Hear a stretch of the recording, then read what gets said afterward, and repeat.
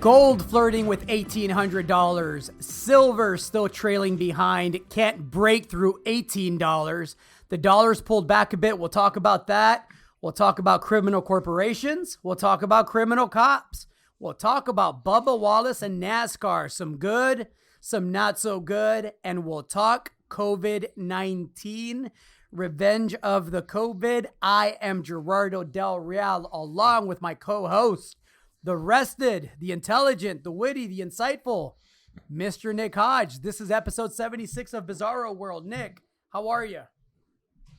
I'm going to take more weeks off if gold keeps going up like this when I'm not watching. You know, it's funny. I thought the same thing.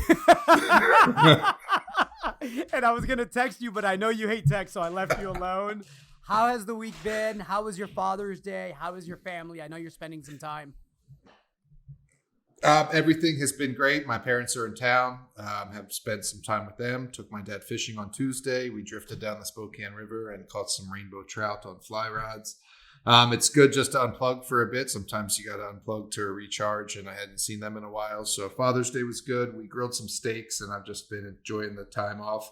But obviously miss it. You know, I watch the market out of the corner of my eye. It's I don't know if it's a sickness, but it's something you gotta watch a little bit. How was your Father's Day, Gerardo? Father's Day was excellent. My wife still loves me. My kids still love me. They're all healthy. It was a good time. We made some food and had some drinks and listened to some music and got to hang out, and it was fantastic. Thank you for asking, and happy belated Father's Day to all the fathers out there.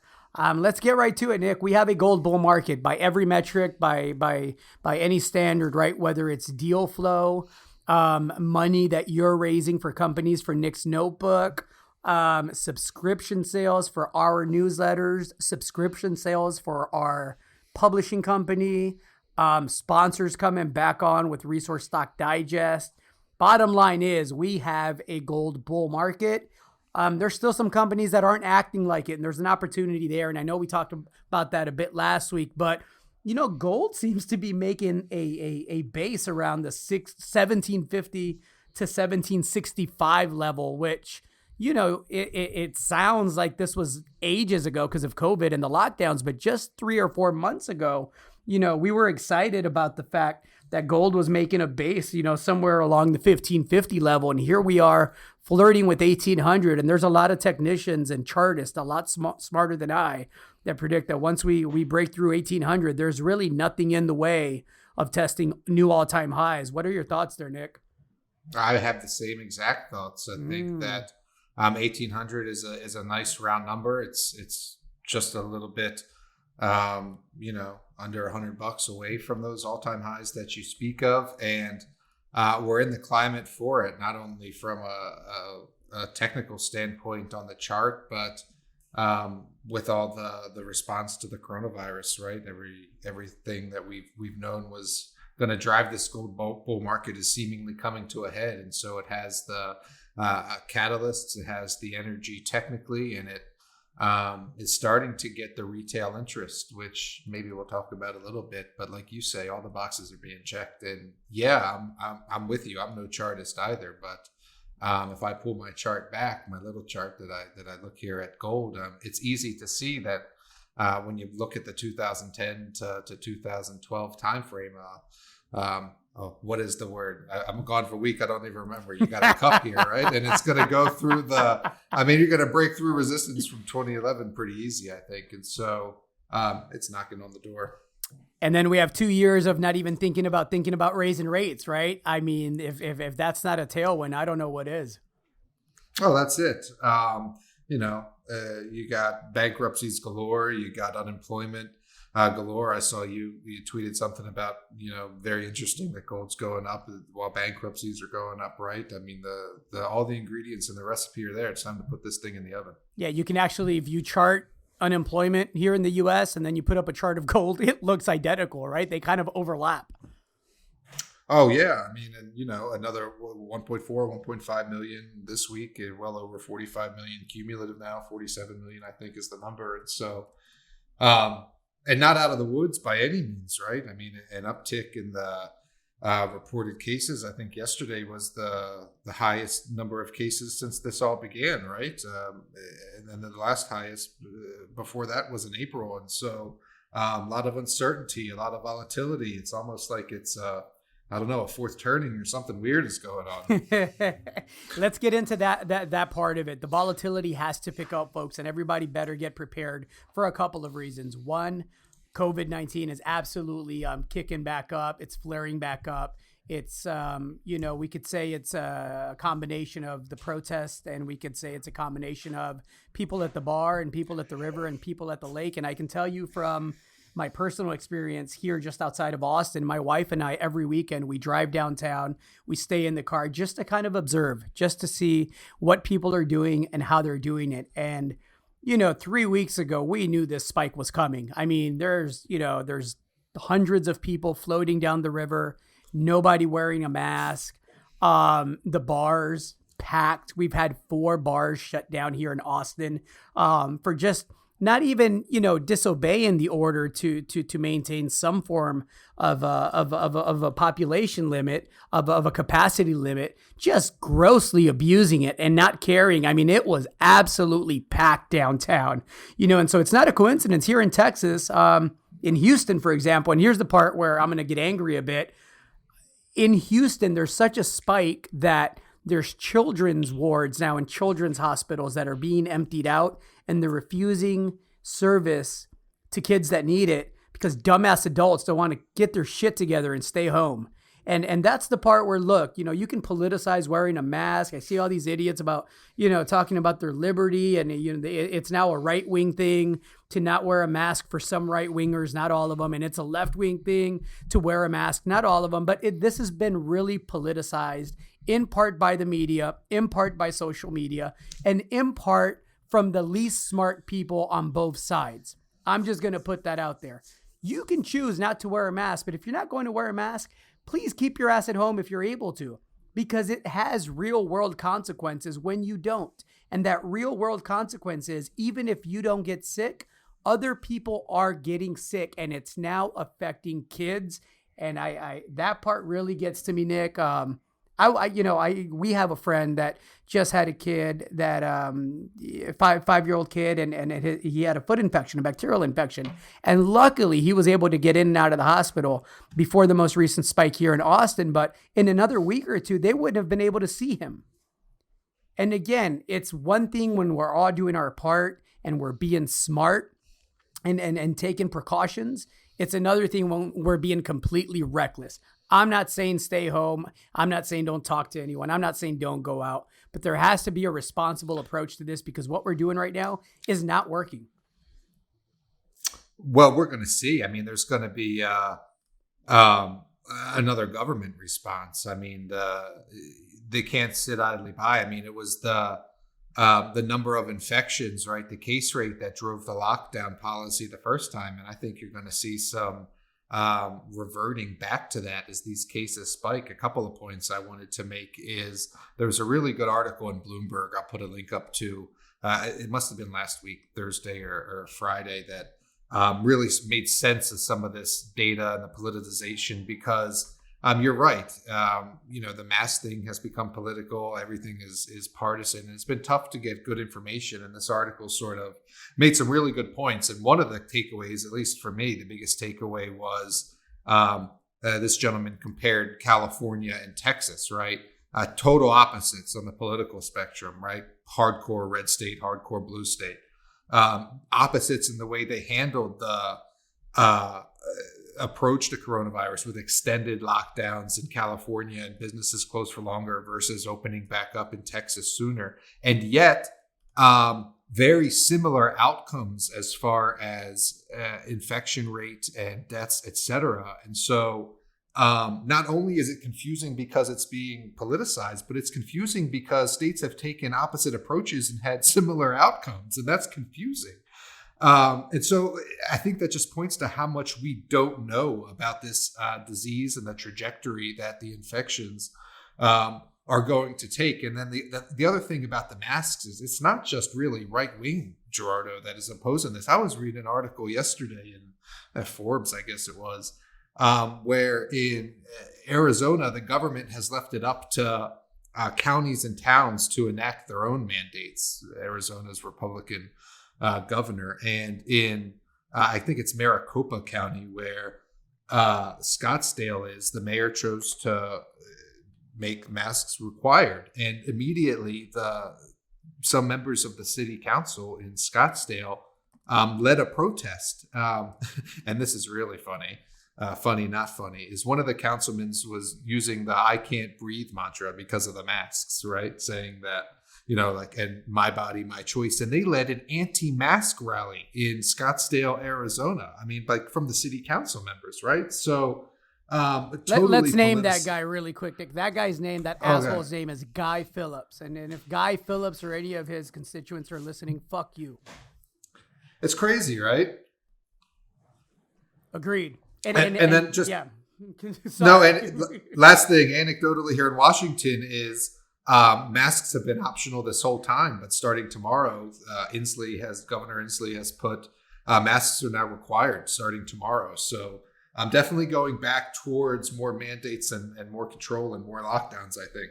Yeah, and I've been one of those people. I just had this, this discussion with family members and extended family members. I do believe that the counties should have discretion. I don't believe there should be government mandates from the state, on what to do and what not to do. I do believe that private businesses should be allowed to make a decision as to how they are going to go ahead and implement safety precautions. But it gets to a point where, again, let me personalize this. Here in Texas, the 14-day average of cases is up 105%. If I'm playing devil's advocate, I say, well, yes, we're testing more. Well, we're only testing more. Testing is up around 40% during that exact same time frame. The positivity rate, which really should be called the infection rate, is at 10.42%. That's doubled over the past couple of weeks. Hospitalizations, which last week we talked about how important of a metric that is, those have increased by 63% in the past 2 weeks. So again, while I absolutely believe that everybody should have the individual right to act in a way that is responsible, when it starts affecting the collective in such a way that it puts other people that have zero to do with your personal decision in harm's way, then we have to make a change, and we're like, we have to be sensible and we have to be reasonable. Governor Abbott here in Texas just announced that now they're suspending elective surgeries again because of how bad the surge has been in Texas over the past couple of weeks. He's also announced that he's going to stop the next phase of opening. And so we already have bars open. We already have restaurants open. We've had that for over a month. We're seeing the consequence of that. I agree with reopening. I thought it was a good idea.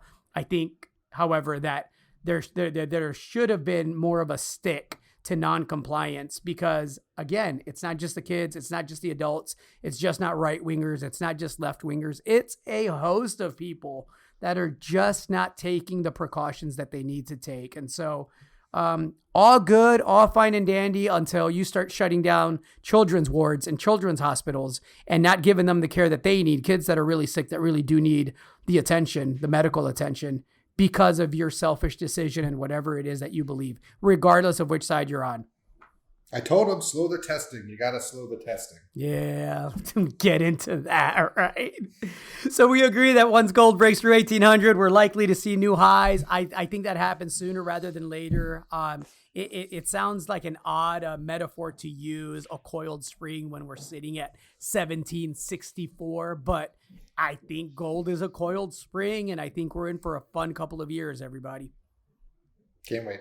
All right, silver. Everybody knows how I feel about silver. I won't believe it until I see $20.50. I believe for all you gold silver ratio people out there that, it's back at 100 to 1, if I'm not mistaken, right around there. And so, yeah, give me 20.50 silver and then, it'll be game on. And sure, a lot of the juniors and companies with silver exposure will be much higher by then, but there's still a lot of opportunity in the gold space. So that's where I choose to kind of write my checks and put my faith in right now. On that note, Nick, you are the writer and manager and founder of what I believe is the best private placement newsletter in the business, Nick's Notebook.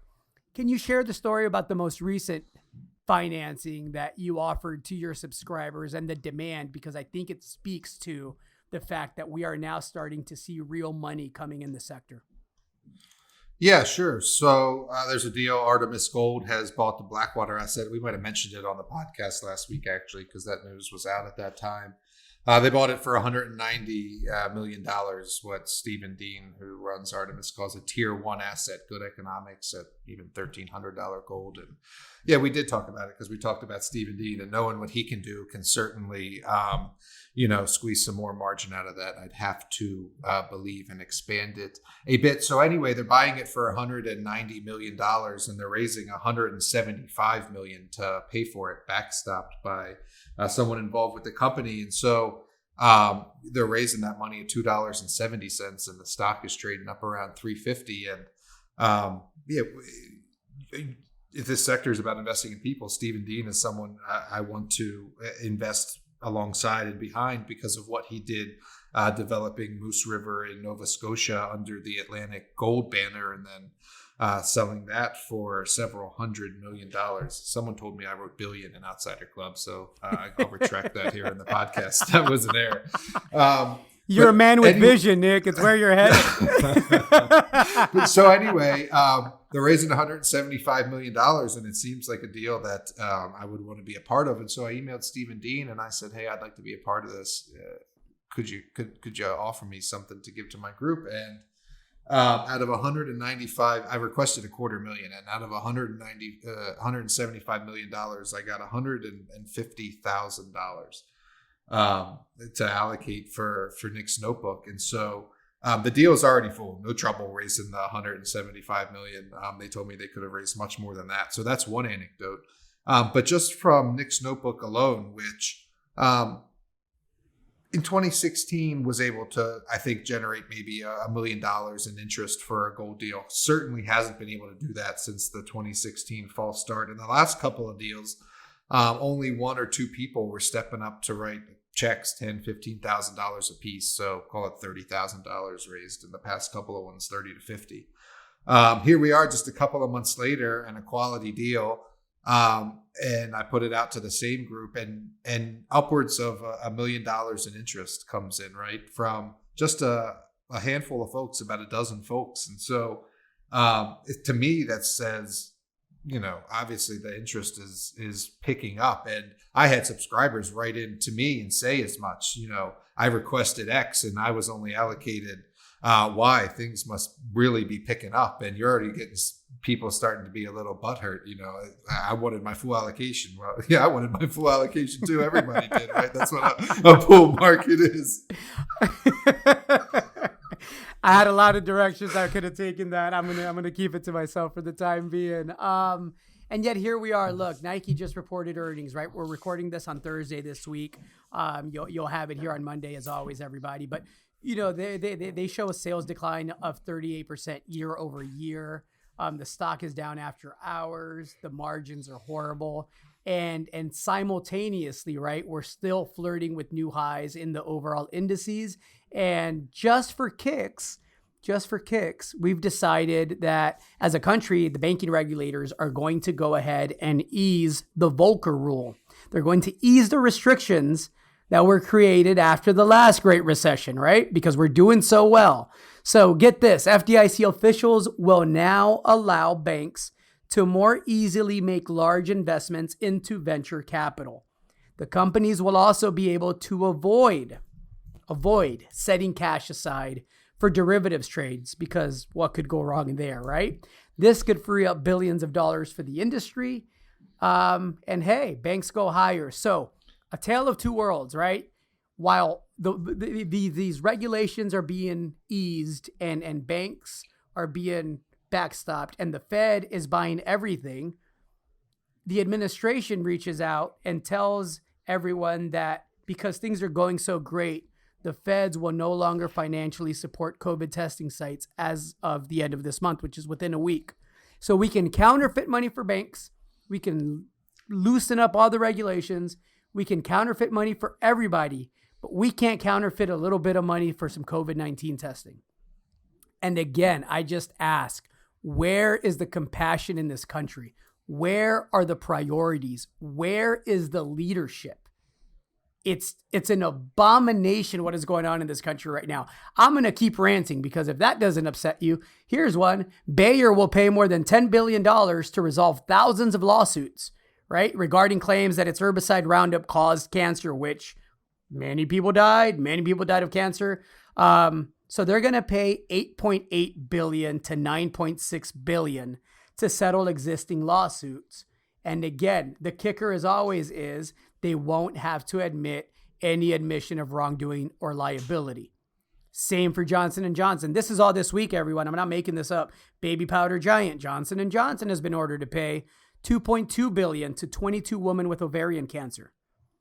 That's a reduction from the original $4.7 billion that a lower court awarded the woman in 2018. And guess what? Again, do not have to contain any admission of wrongdoing or liability. So there's money for everything, Nick. There's just not money for COVID testing. I'm aware, or, to fix the homeless problem or to get kids quality lunches or whatever it is. And that's sort of the thing that I think people are awakening to, right? That this, whatever you want to call it, things we've been over a million times, Gerardo, corporatism, oligopoly, pick your word, right? They're starting to see that this system has been, it's basically a criminal system that has been white labeled and white collared. I think that's a good word. I might use that again. To seem like it's the right thing to do and the thing that should be sought after, right? When in reality, they've done a great job at enriching a great few while the great many continue to suffer. And that's what this whole thing is about, this whole fourth turning, this whole Black Lives Matter, this whole Me Too, this whole just sort of really awakening and people getting more involved with causes and movements. And elections as well. You see AOC won her seat again, despite the Wall Street money going to defeat her. I saw another race in North Carolina, I think it was, where the Trump endorsee was beaten by a much younger gentleman. I think he was in his 20s. And even in Baltimore, where Sheila Dixon was just defeated by a much younger millennial gentleman. And so you're seeing this backlash to it. I think, for a while it was kept well behind the curtain like the wizard, right? But 2008 dealt them a real blow, and they've never been able to get away from that, right? To keep their system going, the Fed has had to do more and more, et cetera. And now the veneer is wearing very thin when, the hits just keep on coming, starting with senators dumping stocks on people before they told the country the virus was coming, to the corporations getting bailed out first before everyone got their $1,200 checks, to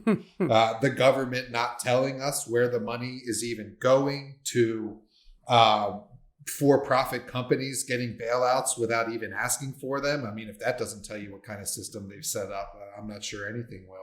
To institutions being actually changed now with things we've talked about for the past couple of weeks, with police being held accountable, and how I firmly believe that's going to spill over into other institutions. I think people see it like this. Volcker news has been out just for a couple of hours. When I sat down this afternoon, it had just broke, and I read through that, and I was like, well, that's just perfect. Just the timing and the optics again, right? They don't care. They don't. It's incredible. That margin thing is incredible. I mean, that's sort of really what led to the last financial crisis, right? I mean, directly. And they're taking away that margin requirement again. I haven't really dug into it, but it just slaps of no common sense. Let's talk about progress that is being made. There's an old saying that a wise man told me once. He said, never offer problems without offering a solution, right? You don't have the right to just complain if you're not offering some solutions or participating in the solutions. And let's talk about New York. There's an officer in New York that is the first officer be in charge after using a chokehold that was banned earlier this month.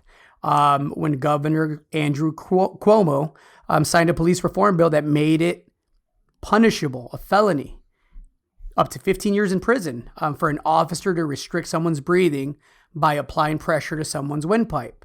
And so it's called the Anti-Chokehold Act. It was signed on June the 12th. It was named for Eric Gardner, of course, the gentleman that died in 2014 that was killed by 5 NYPD officers. This is real progress. The guy that was arrested was caught on video. You can see other officers tapping him on the shoulder, telling him, signaling to him, get your forearm off this kid's windpipe. David Afanador, 39-year-old officer or former officer David Afanador, now faces charges of strangulation and attempted strangulation. That's real progress. And when we've talked about qualified immunity and why it's important to undo that, and we know the Supreme Court, we talked about this last week, just ruled against that, but the states have power and the cities have power, and it's good to see that authority being applied in a way that, again, just asks that we are all treated the same. If I do that to an officer, if a rioter does that to an innocent man in a Macy's, I want that person arrested and charged. When an officer does it and it's clearly an abuse of authority and force, I want the officer charged. Just equality, just accountability, just justice. I don't know why some people have such a problem with that, but it's good to see the law actually being implemented, because me being a bit skeptical when they passed it, I said, well, it'll be like many of the laws on the books for officers, right? They just will never use them. It's interesting to me that they actually have charged this gentleman. No, that's it. Progress is being made. This is what change looks like. And, you're 100% right. Is why is it, do people think it's such a stretch just to ask for justice and accountability from those that you pay with your tax dollars to serve you? It's never registered in my brain why people are opposed to that. And they are, Gerardo, because, just in my small little bubble world of Twitter, I've lost dozens of followers in the past couple of weeks as I've been tweeting out these police brutality videos and such. And I've had people message me as well. And so I'm not sure what it is, if it's a lizard brain thing, if it's people like authority thing, I'm not sure what it is. But anyway, real progress being made here and holding police accountable for sure. And again, and I think some of that may be the demographic that listens to you or listens to us. We're well off, right, Nick? We're very fortunate in the sense to do as well as we do. And it's very easy if listeners that are in a similar or in a better situation, a comfortable situation, even through a pandemic, for people to look after their own interests and say, hey, can we just kind of keep things the way they are? I police cater to me. They leave me alone. I don't want to see protests. I don't want any problems with anything that upsets the apple cart, right? It's a little different when you're getting choked out by cops on a daily basis, right? That's it. And, I don't want to talk about this forever, but it's good to cut through the stuff, right? Like, I don't want to hear about statues. I don't want to hear about this and that. Like, I want to hear about real action and the path forward. And that's a great example. Absolutely. I never thought I'd say this, but I'm so proud of NASCAR. Right? There was pretty good. They did a good job. I am a bit skeptical. It's really interesting. We'll put a picture up of the noose, and then let me provide a bit of context for those of you that are not familiar. There was a noose, including me, because I'm not 100% familiar with this story. My dad was mentioning something about it yesterday, but I haven't read about it yet. All right. So last week, a gentleman by the name of Bubba Wallace, who is the only black driver who races full time in NASCAR's top series, went back to his garage and on a Sunday afternoon noticed a noose hanging in his garage. Right? This comes after the banning of the Confederate flag at the raceway. NASCAR did that. People did not like it. There were helicopters flying around with a Confederate banner. There were people outside of the grounds, tailgating with Confederate banners. there's there's videos, of a woman yelling at someone that was opposed to the flag, saying, I will make sure my kids know to hate your kids, is what she was yelling at this person, which, real charmer, right? Anyhow, she must be a North Carolina cop. We'll get to it. Yeah, we will. We will. And so Bubba Wallace, he goes back to his garage on a Sunday afternoon and he sees a noose. And you know what? NASCAR and everyone involved, including the FBI, should be absolutely commended. Over the following days, everyone involved with the race, from, crewmen, maintenance people, pit people, the racers, execs, they all walked with Wallace. It was one of the most beautiful scenes I've seen this year. And immediately NASCAR issued a statement saying there is no room for this. We will get to the bottom of this. This will not be tolerated. We do not stand for it. This is not what we want NASCAR to be, and it's not what it's going to be. Richard Petty, who is a legend, even myself, who am, I am no NASCAR aficionado, right? I know who Richard Petty is. He's a legend. There's no other way to put that. He came out and he said, I stand with Bubba. He hadn't been out in months. He's older. He's got some medical conditions. He came out with a mask on and said, it's important that I'm here. I want everybody to know that this is bullshit. It won't stand. FBI gets involved. And on Wednesday, the FBI says that they don't believe the noose found in the garage stall was part of a hate crime targeted towards Bubba Wallace. And so they did a pretty thorough investigation. They identified, what they said is that it was a pull rope that had been tied. And they identified that this rope had been in that garage, I believe, since late 2019. Now, the part that I am still trying to sort through is that they did a sweep of 1,684 garage stalls, the FBI and NASCAR, at the 29 tracks where NASCAR races. They only found 11 pull ropes that had been tied, and there wasn't a one that was tied in the way that this one was tied. And I'll put a picture up, we'll put a link up, and people can make their own minds up. So, this definitely wasn't a hoax. By Bubba Wallace or his team. It was found, it was reported. NASCAR did all the right things. The sport did all the right things. The FBI in this case, so far, it seems they've done all the right things. I just have a hard time believing in coincidences. And again, this was the only one out of 1,684 garage stalls that was tied this way. And, people can decide for themselves. I brought it up not to put my tinfoil hat on. I brought it up to commend NASCAR, the people that were involved, the FBI for the thoroughness of the investigation thus far, and everybody that really stood up and said, look, we're not doing this. This is not what the sport is going to be about moving forward. And for those of you that thought we were catering to you before, we're not. That's done. It's over. Again, NASCAR ahead of the curve.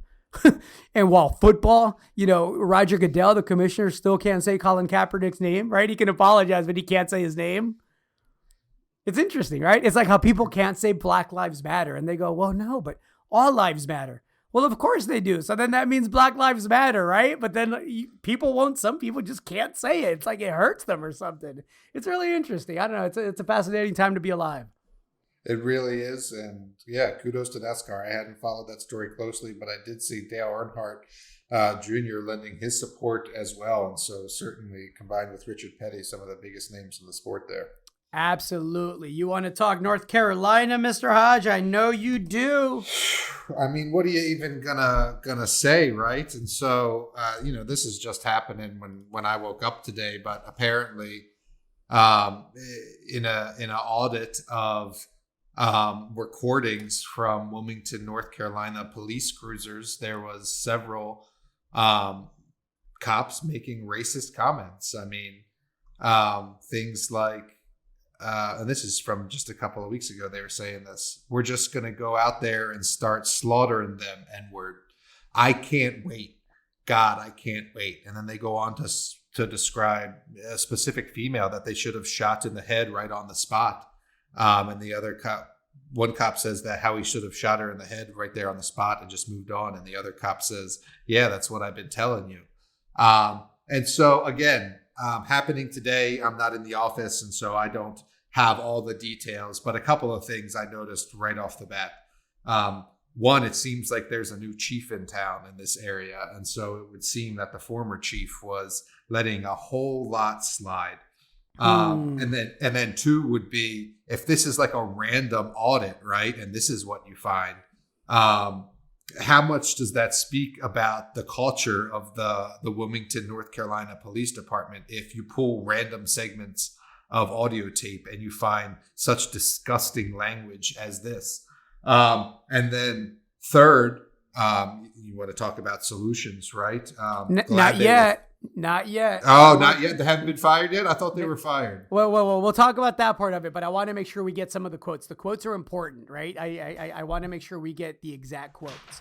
The one was, we are just going to go out and start slaughtering them fucking N-words, right? Yep. The other one was, wipe them off the fucking map. The other one was, here, let me see if we have the other one. It continues. They talk about how we're going to wipe them off the fucking map. That'll put them back about 4 or 5 generations, talking about protesters. And before we get to solutions, let's be clear. Like you mentioned, Nick, this was found only through an audit because it was the officer's camera accidentally activated, and it popped up as an accidental activation, and so the department and the new chief investigated it and couldn't believe what they were hearing, right? So those were the exact quotes from the police officers. And again, it wasn't just limited to protesters. They're talking about other officers of color. Now we can talk solutions, Mr. Hodge. Well, it's just incredible. First of all, if you think that's isolated to the Wilmington, North Carolina Police Department, I've got a bridge to sell you, right? And so the evidence just keeps on coming. If you haven't been paying attention to the videos, please do.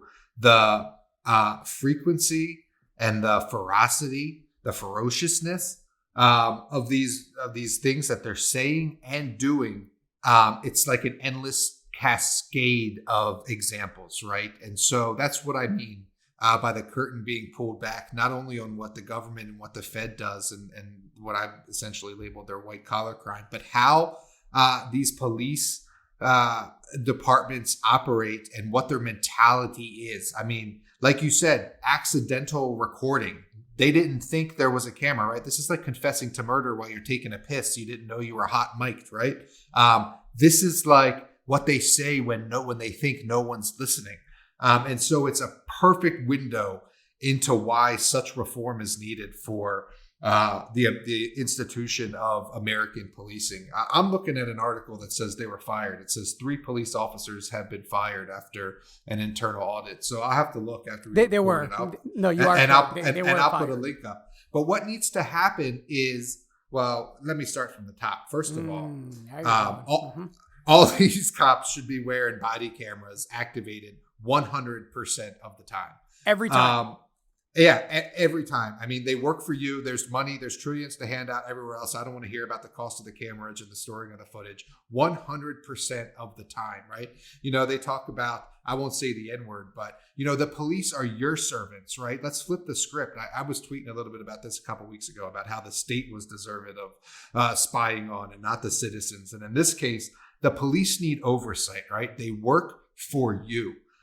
They need to be recorded 100% of the time. There needs to be a national open database of incidents like this, the names of the officers and others that have been fired for malconduct, whatever that is, racism, police brutality, using sexual assault, sexual whatever harassment. It is. A national database that can be accessed by the public so they can't go to work in another precinct, because this is what's been going on, right? These guys in North Carolina will go two doors over to the next good old boy county and they'll get rehired. And that's what needs to end, right? The rooting out entirely of this culture. And so that's a great step to get there. They work for you. I don't want to hear about privacy. I don't want to hear about unions. We pay their salaries. They're beholden to us. Tell us who they are. Let us see it in real time, and don't hire them again.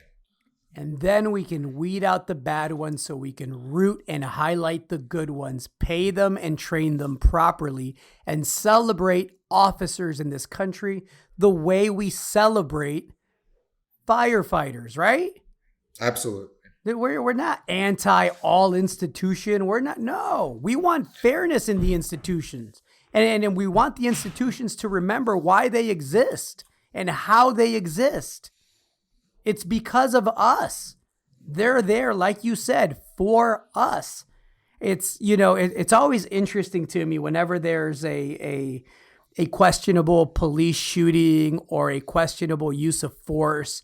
The people that will always just defend that, will always point if there was any kind of resistance, if he was fleeing. It doesn't matter if you shoot a guy in the back 4 or 5 times and he was 20 feet away from you. They'll say, well, he had to comply. Is it a wonder that people would rather try to run away sometimes or lie to the cops or just don't want to talk to the cops sometimes? When you see how officers talk, we have to be realistic, everybody. And again, I can't wait for the day that we look at officers the way that we look at firefighters. But we're not there yet. And until then, we're going to have to keep talking about it. And again, for everyone that puts the video up of a black guy beating up a white guy, good, go arrest the black guy. But just when the cop does it, go arrest him too. I don't care what color he is. The New York cop that was choking out that kid after it became illegal, I think he was an Hispanic cop. Fuck that guy. Arrest him, charge him, bring him to justice, and put him in prison in general population, just like they would anybody else. There has to be accountability. There has to be accountability. And that's all we're trying to get at for everybody, for you, for me, for everybody. Let's talk nice things. Go ahead. I think it's slowly coming. And just a little insight, I guess, before we move on, as I've told you, my brother-in-law is a police officer. I told you I don't think he's necessarily one of the good ones. I've heard him talk about roughing up homeless people behind Dunkin' Donuts. I asked him point blank one time, when it comes time to load us on the train, are you going to stand up to your superiors? Or are you going to load us on the train? And he looked me in the eye and he said, I'm going to load you on the train. And I said, fuck you. And that was at the family dinner table. And so, there's no, you there's passed no, the salsa. Yeah, there's no love lost. And so now, what is it, right? We're having this dialogue as a family, right? Because one of the first things I said to my parents when they came in last week was, it was a gentle, I told you so, right? Like, I told you this police thing was coming. I told you it was going to ferment into a national thing. And I told you Adam was a symptom. His name is Adam. Sorry. I told you he was a symptom of it. And what comes out immediately now, Adam is, thinking about leaving the police force. It comes from the leadership, and it's like, no. I've had these conversations with him, right? And then my you parents said you'd put me on the train, right? Exactly right, Gerardo, you get it. But he's got they have 2 kids. It's his career. He's got to maintain for his family, and I appreciate all that. That doesn't mean you got to rough up homeless people behind Dunkin' Donuts, and that doesn't mean that you got to load me on the train. And I never said you couldn't be a good husband and a good father and a shitty fucking cop. And you're probably rooting for him, being that he's family. Yeah, exactly. Of course you're rooting for him. Of course we're all rooting for the cops to not fucking abuse their authority and beat us up and stomp us out and charge us with false crimes. And then, of course, we're rooting for the good cops. Anybody that listens to this and writes in and says, you guys are too hard on the officers.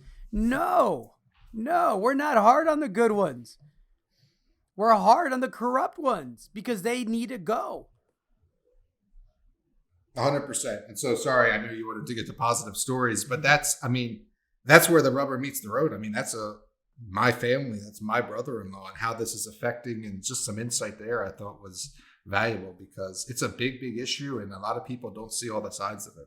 It's a big issue. I grew up in Chicago. I spent my childhood there, and I've had my issues with police departments in the past, as both in Alaska and in Chicago and in New York, frankly. For various reasons. And I have a cousin. She's a police officer in Chicago. And it's everybody knows somebody. Nobody is trying to, when people talk about defunding the police, that's a way to restructure it. It should be worded better, right? It should be. It's a bumper sticker. Yeah. It's a bumper sticker. It really should be worded as a restructure the police. And there's ways to do that. There's ways that work. There's, history shows us it's being done in many places. It's just a matter of will. And I think you're right, Nick. There does seem to be more will. And we're seeing it across the country a little bit at a time. And I think that's something that will gain some momentum. And that's why when I went to the protests here in Spokane the past 2 weekends, my sign said, "Police reform now." Love it. Love it. Let's talk good news. And this one made me smile, Nick. Have you heard about the artisanal miner in Tanzania? I guess now that you say it's in Tanzania, I have. I didn't know what you were going to talk about, but I saw the Tanzanite sale, and that has to be what this is about. This is so good. This person, found the 2 largest Tanzanite gemstones ever found. The first one weighed in at 9.27 kilograms. The second, 5.103. And so that led to a payday of $3.35 million, man. That is beautiful. Talk about Mother Nature coming through. It put a smile on my face. I'll put a link up. You can read it. It's a brief article, but God, it's good to see some good stuff out there, right? And if you want to relate it to markets, things just stick in my brain sometimes, Gerardo. I don't know why. When this whole COVID it's not being able to get them out that can be problematic, Nick. When this COVID was breaking out, I was reading articles about how it was affecting demand for gemstones, right? And you're well aware, I'm sure, that people aren't buying diamonds like they used to, and that industry is in some tumult, let's say, because they have always controlled the supply to delegate prices, essentially. And anyway, people aren't buying diamonds, but they are buying Tanzanite and other like semi-precious gemstones for whatever reason. They cost less, etc. And so that's why Tanzanite's price is on the up. And so just relating it back to markets there, people are buying more Tanzanite. And if you really want an insight into the life of Nick Hodge, I bought my first girlfriend a Tanzanite ring because it was cheap, right? It was a cheaper stone than anything else. When you're like 15, 16 years old, got a little grass cutting money, right? You buy the Tanzanite. What's your wife getting now, Nick? Just to provide some context and contrast, right? Oh, she gets diamonds. She's not getting the Tanzanite anymore. Good stuff. Nick, I know you have family in town. I want to let you get back to that family. I hope everybody had a great Father's Day. I hope everybody has a great week. Is there any stock stuff that you want to talk before I let you go? Only that, what did I mention? Millrock last week, I saw that ticked up a couple pennies. No results there. Midas is the only thing I'd say. You mentioned at the beginning some stocks not starting to move yet, and we've mentioned that in weeks past as well, and how subscribers are writing in. I thought Midas was going to be one of the good ones. Here's gold pushing 1,800, and Midas is going the wrong way. And unique factors apply to Midas, to be sure, with the permitting that's going on. But take the permitting out of it. Where else are you going to find 6 million plus ounces at the feasibility stage, economic in a good jurisdiction, and not just a good jurisdiction, but the United States of America. And so all that to say, I was in the market buying Midas today, a couple thousand more shares just to add to my holdings. I have no reservations about where Midas is going and the direction the chart is going to be headed as the permitting cycle continues to play out. And so not a new name, of course, but there it is. I think it's a steal. I will be buying more in the open market here over the next several weeks. I want to highlight a company that we've actually, we didn't bash it. We just spoke factually about, and this is, everybody, how you can be a newsletter writer, run a business that accepts sponsors for a fee, and talk about a company honestly and have all of that kind of come full circle. And I think, the company that I'm going to talk about is called New Placer Dome Gold Corp. And it's formerly Berrien Mining, I believe was the name. And this is a company that, we know the CEO, Max. I like Max. We had issues. I had issues. I'll speak for myself. I had issues with the founder shares and the initial share structure. I was open. I am open about that. I'm honest about that. I still thought it was generous, but I understand the risk that, founders take. I just thought it was disproportionate. With all that said, they recently purchased the Kinsley Mountain project from Liberty Gold. Kinsley Mountain is a project that Nevada Sunrise owns 20% of. I am extremely biased. That property has done very well for me in the past through Nevada Sunrise. I own quite a bit of Nevada Sunrise. But New Placer Dome now is earning into 80% of that property. And they just announced a 20,000 meter drill program that will start in mid-July. That project has over 80% of it has not been explored. It has a ton of exploration upside. It's got a small resource, about 500,000 ounces, relatively high grade. Some of it's deep, some of it's shallow oxide, but tons of targets. And that project can be a company maker. They just brought on Alan Hitchborn, who's a former chief geologist at Placer Dome, the original Placer Dome, to the advisory board as a senior technical advisor. I know for a fact that he's been to Kinsley. I know for a fact he feels strongly about the potential there. And I got to believe that if New Placer Dome is able to duplicate the results from years past and add to those results and prove a new model, it might be a good speculation. It's got a market cap of about 34, 35 million. Again, I'm still not in love with the share structure, but in a gold bull market and with 20,000 meters of a fully funded drill program, a lot of catalysts there. So something for your list. If you want to take the other side of that, you can do it the way I've done it thus far, which is buy Nevada Sunrise. I wrote a check recently, as I've told you. I'm probably buying more in the open market over the next several weeks. I think it's a bargain with a market cap of just over $2 million right now.